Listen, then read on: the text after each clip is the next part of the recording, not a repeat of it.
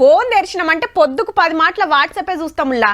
దోస్తులకు good morning చెప్పాలి, ఏమన్నా ముఖ్యమైన మెసేజ్లు వచ్చినాయి చూసుకోవాలి, పొద్దంతా ముచ్చట్లు పెట్టాలి, ఫోటోలు వీడియోలు షేరింగ్ చేసుకోవాలి, బోర్ కొడితే వీడియో కాల్ మాట్లాడుకోవాలి. ఇక ఫ్యామిలీ గ్రూప్ అని, దోస్తుల గ్రూప్ అని, ఊరి గ్రూప్ అని బొచ్చడుంటాయి. అందరికి గిన్ని తీర్ల ఫాయిదా అయితే వీళ్ళకు గిట్లా అసరైంది.